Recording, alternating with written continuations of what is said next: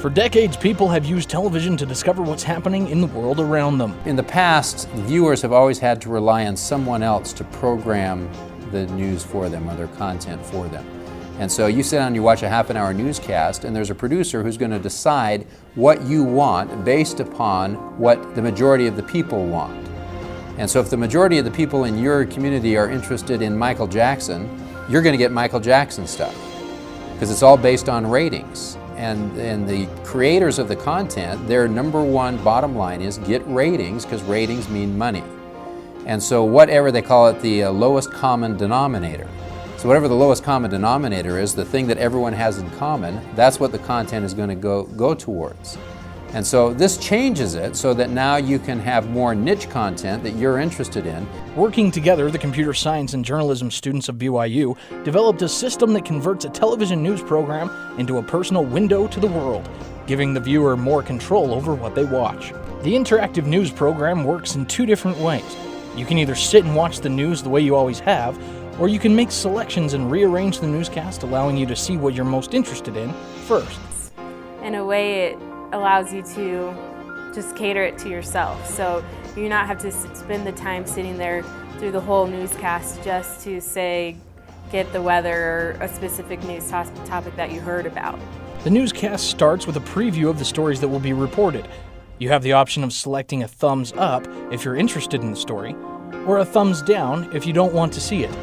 This action reorders the newscast with your interests at the beginning of the show and shoves the others to the end. Everyone's able to see more behind the scenes, see more what this story is about. You know, not just what's happening, but why is it happening, how is it happening, and how does it affect me. I think this is the way to go, because then they can really just sit down and make it their own newscast. And they'll feel that it was made for them, because they can click, yes, I want to see that. No, I don't want to see that. You have options to pause the newscast and can even open a playlist that shows the stories in the order you have selected. But even with that order assigned, you have the power to jump around in the newscast whenever you want, using the roller ball in the middle of the controller. When somebody sits down with this and watches the news, if they're not interested in what they're seeing, they push a button and say, don't show me any more of that, and it skips over it. And if they find something they really care about, for example, the state of the economy, a federal bailout, a piece of legislation that they're concerned about, they can then push another button and get deeper and more in-depth information. It's possible now, for example, to get both sides of the question. If there's a presidential debate on any particular point with our technology, you'll be able to switch between both of the candidates and see what each one of them has to say on a particular point you care about. You can't do that with network news. In addition to the produced stories, interactive news allows you to watch the entire interview two different ways. When you reach an interview segment during the story, a bar will appear across the top of the screen, allowing you to jump out of the story and into the full interview.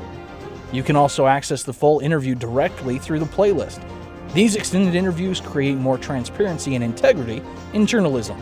Every step of the way, how we conduct interviews, how we edit, how we ask questions, it's all going to have to be very transparent and very precise, I think. I think journalists are going to be held a lot more accountable for what they're doing. This forces journalists to be responsible.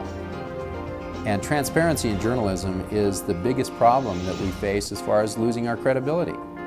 Because people, the public, wants to know what the motives were of the journalists who put the information together. Are they trying to promote something?